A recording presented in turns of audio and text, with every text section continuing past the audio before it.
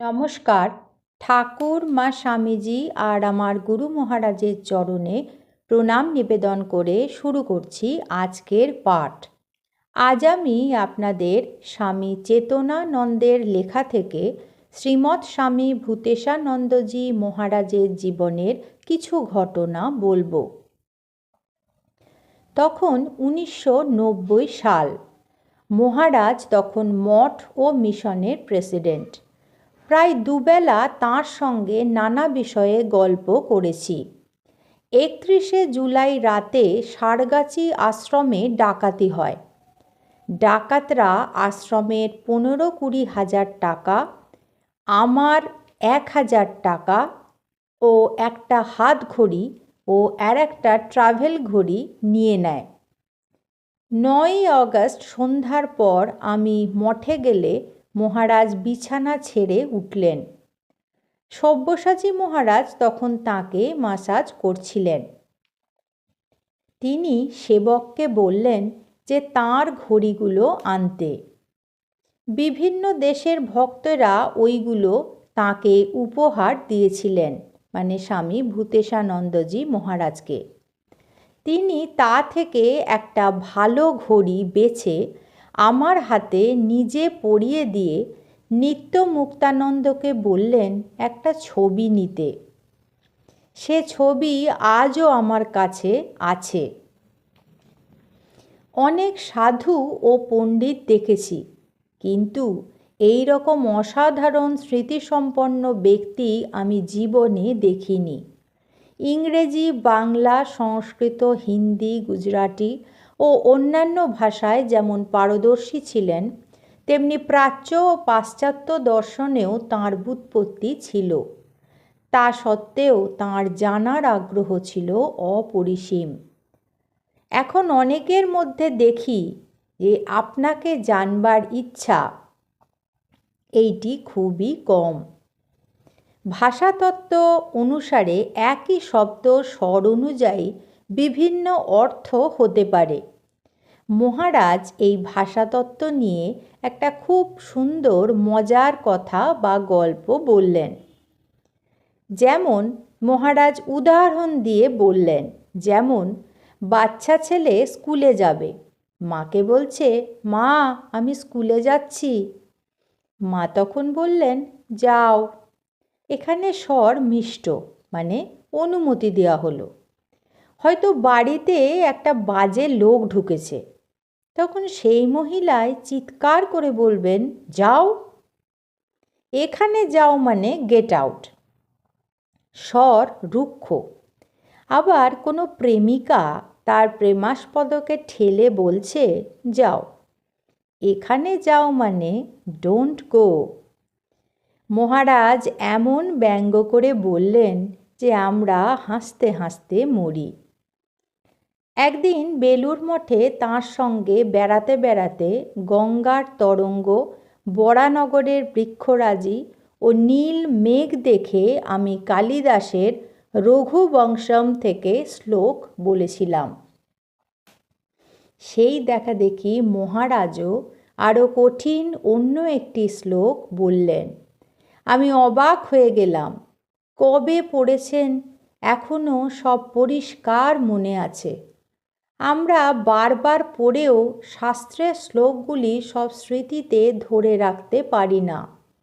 অথচ মহারাজ গীতা, উপনিষদ, ভাগবত প্রভৃতি শাস্ত্র ও ভাষ্য থেকে চলতি প্রবাদ প্রচলন সব যেন ফুলঝুরির মতো তাঁর মুখ থেকে পরিষ্কার বেরোতো। উদ্ধৃতিতে কোনো জড়তা বা ভুল থাকতো না।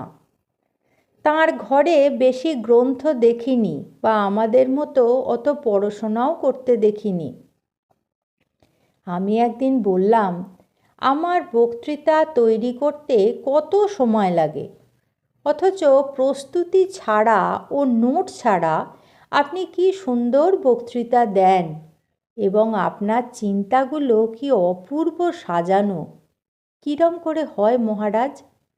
প্রতিদিন তাঁর সেবকেরা তাঁর কাছে ভাগবত ও ঠাকুর স্বামীজির বই পাঠ করত। তিনি চোখ বুজে সব শুনতেন।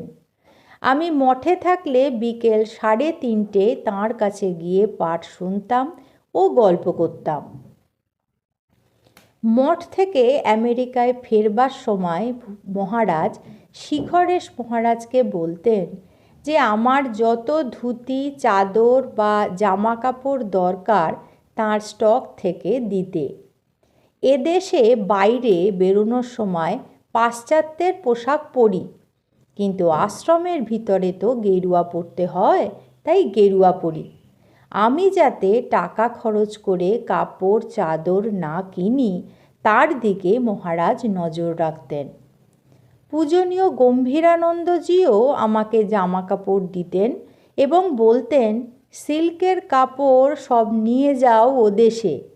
এদেশের সাধুরা ওসব ব্যবহার করলে লোকে সমালোচনা করবে।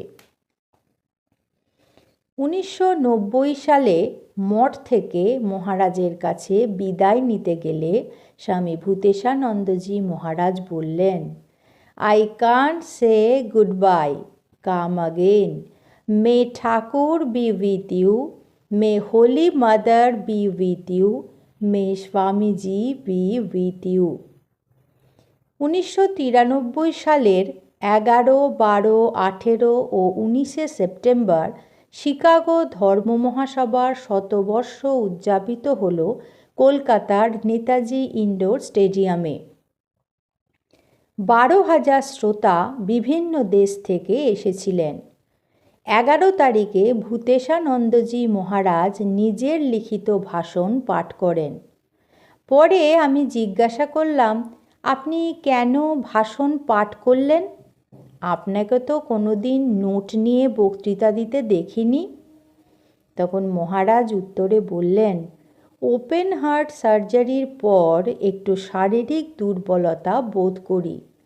তাছাড়া এত লোকের সামনে একটু গুছিয়ে প্রয়োজনীয় বিষয়টি নির্দিষ্ট সময়ের মধ্যে বলার জন্য লিখিত ভাষণ পড়লাম।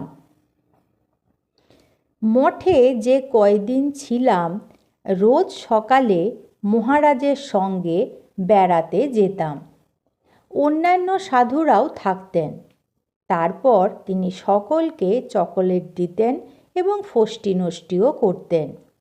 তিনি আনন্দময় পুরুষ ছিলেন। নিজে প্রাণ খুলে হাসতে ও অপরকে হাসাতে পারতেন। ওই হিউমারটুকু তাঁকে বৃদ্ধ হতে দেয়নি। মনে হতো তিনি যেন সদাই যুবক। 1991 সালে আমি ল্যাঙ্গুরেতে হরি মহারাজের পত্রের ইংরাজি অনুবাদ শুরু করি। পরে সেটি স্পিরিচুয়াল ট্রেজার্স নামে বেরিয়েছে। তাকে জানালে তিনি 7/8/91 তারিখে লেখেন, তুমি হরি মহারাজের চিঠি তর্জমা করছো জেনে সুখী হলাম। হরি মহারাজের চিঠি আমার কাছে খুবই ইন্সপায়ারিং বোধ হয়। বিশেষত যাদের শাস্ত্র সম্বন্ধে কিছু জ্ঞান আছে, এই চিঠির মর্ম তাদের কাছে খুবই গুরুত্বপূর্ণ। অবশ্য শাস্ত্র জ্ঞান ছাড়াও তাঁর চিঠি থেকে তাঁর ত্যাগময় জীবনের যে চিত্র পাওয়া যায় তাও সকলকে, বিশেষ করে আমাদের ত্যাগের পথের চলার অনুপ্রেরণা দেবে ও দিক দর্শন করাবে। শ্রী শ্রী ঠাকুরের কৃপায় তোমার প্রচেষ্টা সার্থক হোক, এই প্রার্থনাই করি। আজ এই পর্যন্তই। পরবর্তী পর্বে আমি আপনাদের মহারাজের এইরকমই কিছু কথা বা ঘটনা পাঠ করে শোনাব। ঠাকুর, মা স্বামীজি আর আমার গুরুদেবের চরণে আপনাদের সর্বাঙ্গীন মঙ্গল কামনা করি। আপনারা সকলে ভালো থাকুন, সুস্থ থাকুন। নমস্কার।